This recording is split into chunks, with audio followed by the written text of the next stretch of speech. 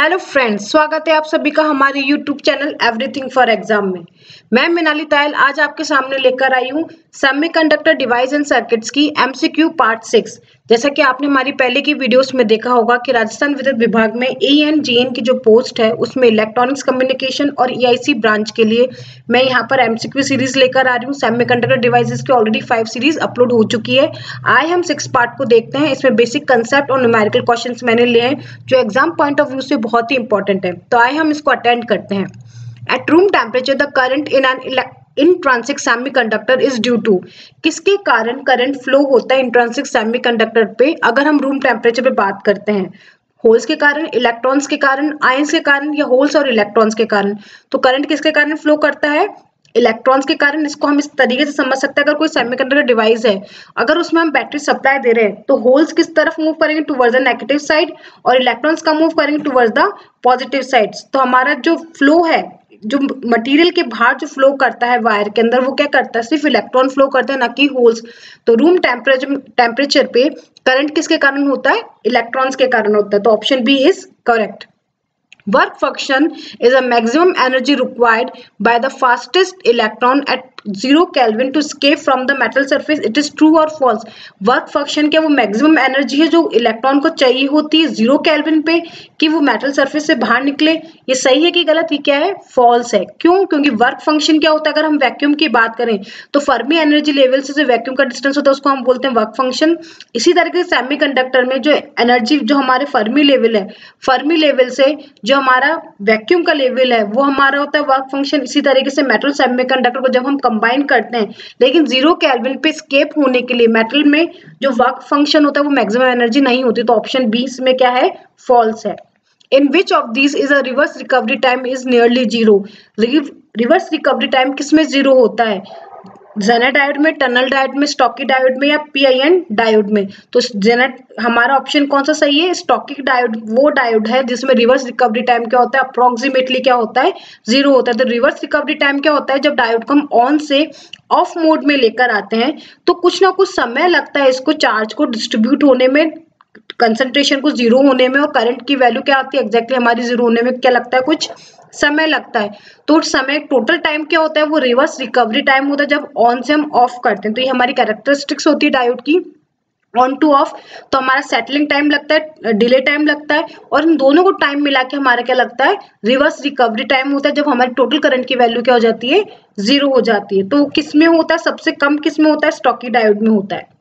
According to the Einstein relationship for any semiconductor, the ratio of diffusion constant to mobility of the carrier. Einstein equation के according semiconductor में जो diffusion constant होता है और mobility of the career होता है वो किस पे डिपेंड करता है? Depend upon the temperature of the semiconductor, temperature पे डिपेंड करता है। Depend upon the type of the semiconductor, semiconductor के टाइप पे डिपेंड करता है। Varies with the life time of the semiconductor, या तो लाइफ टाइम पे डिपेंड करता है, क्या इट इज यूनिवर्सल कांस्टेंट? तो option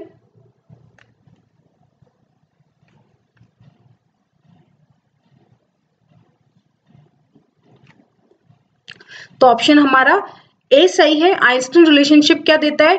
diffusion constant divided by mu. तो DN upon mu N electrons के लिए, डीपी अपॉन यूपी होल्स के लिए, ये किसके इक्वल होता है? केटी बाय क्यू। और टी जो हमारा होता है वो टेम्परेचर होता है, उसकी वैल्यू होती है 0 kelvin divided by 11600। From the above equation it is notice that D by mu जो हमारे डिफ्यूजन कांस्टेंट और मोबिलिटी कैरियर है वो किस पे डिपेंड करती है? टेम्परेचर पे डिपेंड करती है। तो ऑप्शन ए हमारा क्या होगा? करेक्ट होगा। Depend upon the temperature of the semiconductor. तो आइंस्टीन इक्वेशन जो डिफ्यूजन कांस्टेंट और मोबिलिटी का रेशियो होती है वो किस पे डिपेंड करती है? टेम्परेचर पे डिपेंड करती है। Next, direct band semiconductor. Direct band semiconductor क्या होते हैं? Exhibit short carrier life time and they are used for fabrication for BJT. उनका short carrier time life time होता है। Exhibit long carrier life time and they are used for the fabrication BJT exhibit short career lifetime and they are used for fabrication laser, और exhibit long career lifetime and they are used for fabrication of BJT। Direct band gap और indirect band gap semiconductor क्या होते हैं? Direct band gap semiconductor वो होते हैं जिनका maximum of valence band और minimum of the conduction band क्या होते हैं? दोनों सेम एज पे होते हैं। तो ऑप्शन सी क्या है इसमें करेक्ट है। Direct band semiconductor, in such semiconductor transition from the maximum point of valence band, valence band का मैक्सिमम पॉइंट और कंडक्शन बैंड का मिनिमम पॉइंट क्या होते हैं, take place without change in momentum. जो हमारी मोमेंटम में होता है वैल्यू, उसकी वैल्यू क्या होती है, 0 होती है। और एनर्जी क्या होती है, minimum of valence conduction band और मैक्सिमम ऑफ वैलेंस बैंड बिल्कुल एग्जैक्ट पॉइंट पर होते हैं। Like gallium arsenide the exhibit short carrier life time. Gallium arsenide वो सेमीकंडक्टर डिवाइस है जिसमें क्या होता है, शॉर्ट करियर लाइफ टाइम होता है। और वो किसके लिए यूज होते हैं, लेजर के लिए यूज होते हैं। Direct band gap semiconductor during the recombination the energy release in the form of light. जब भी हम direct band gap semiconductor use करते हैं, जब इलेक्ट्रॉन और होल्स का रिकॉम्बिनेशन होता है तो एनर्जी किस फॉर्म में रिलीज होती है, लाइट के फॉर्म में रिलीज हो सकती है। हम इसको इस तरीके से समझ सकते हैं कि डायरेक्ट बैंड गैप सेमीकंडक्टर वो होते हैं जिसका मैक्सिमम वैलेंस बैंड और मिनिमम ऑफ कंडक्शन बैंड क्या होता है, सेम एनर्जी सेम उस पर होते हैं। उनकी मोमेंटम में चेंज नहीं होता, उनकी एनर्जी में डिफरेंस होता है, लेकिन मोमेंटम की वैल्यू क्या होती है, 0 होती है। यहाँ पे अगर हम इनडायरेक्ट सेमीकंडक्टर की बात करें तो मिनिमम कंडक्शन बैंड का और मैक्सिमम वैलेंस बैंड का क्या होता है, बिल्कुल एक पोजीशन पे नहीं होता, उसमें कुछ ना कुछ क्या होता है, मोमेंटम चेंज होता है। जो ई के डायग्राम है, ई हमारा एनर्जी डिफरेंस बताता है और के हमारा क्या बताता है, मोमेंटम बताता है। तो हमारा इसमें क्या होता है, एनर्जी में डिफरेंस होता है और मोमेंटम में भी क्या होता है, डिफरेंस होता है। तो डायरेक्ट बैंड गैप में डायरेक्ट होल्स और इलेक्ट्रॉन्स मिलते हैं और एनर्जी रिलेट कर देते हैं। और इनडायरेक्ट बैंड गैप में क्या होता है, कुछ ट्रांजिशंस होता है, मोमेंटम चेंज होता है, फिर हमारा क्या होता है, एनर्जी रिलीज करते हैं। Next, due to illumination by light, the electron and hole concentration in a heavily doped N-type semiconductor increases by delta N and delta P respectively. If Ni is a intrinsic concentration, अगर Ni हमारे intrinsic concentration है और light के कारण हमारे electron और whole में difference आ रहा है, तो उसको हम किस तरीके से लिखेंगे, तो ऑप्शन सी हमारे इसमें क्या है correct. Due to light illumination electron hole pair generation occur. जब भी हम लाइट डालेंगे किसी भी सेमीकंडक्टर में तो होल और इलेक्ट्रॉन के पेयर्स जनरेट होंगे।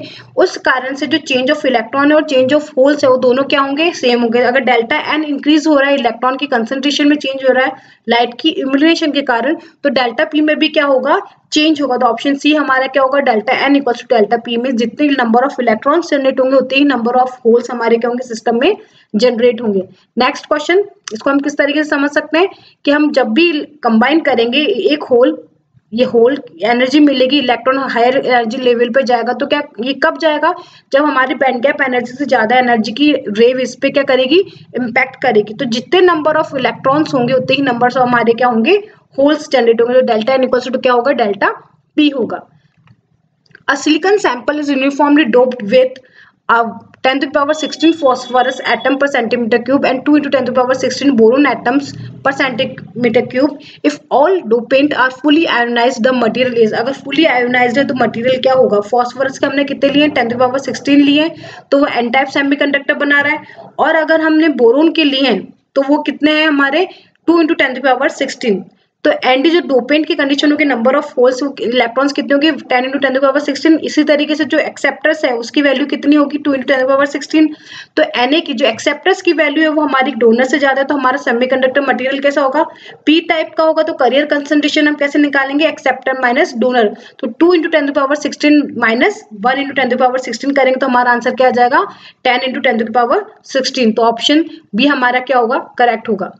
The intrinsic carrier concentration at 300 Kelvin is 1.5 into 10 power 10 meter cube in silicon for N-type silicon doped to 2.25 into 10 into 10 power 15 atoms per centimeter cube. The equilibrium electron and hole density are, हमको equilibrium density निकालनी, तो हम कैसे निकालेंगे, इसका option C सही होगा। ND की वैल्यू दे रखी है हमको, कितनी दे रखी है, 2.25 into 10 power 15। Intrinsic carrier concentration कितनी है, 1.5। अगर हम इसको निकाले तो एन की वैल्यू क्या हमारी एनआई से ज्यादा है, means number of electrons already ज्यादा है किसी इंट्रिंसिक करियर कंसंट्रेशन से। मास एक्शन लॉस से हमको पता है कि N number of electrons number of holes equals to क्या होती है, N I square. Means intrinsic carrier concentration का क्या होता है, स्क्वायर। तो इस फॉर्मूले से हम क्या निकाल सकते हैं, पी की वैल्यू निकाल सकते हैं। पी की वैल्यू क्या आएगी, 5 to the power 5 atoms per centimetre cube. आशा करती हूँ आपको ये न्यूमेरिकल्स अच्छे लगे होंगे, कंसेप्ट अच्छे लगे होंगे। आप प्लीज इनको अटेम्प्ट करें, एग्जाम पॉइंट ऑफ व्यू से ये बहुत इंपॉर्टेंट है। हमारी वीडियो लाइक एंड सब्सक्राइब करना ना भूलें। थैंक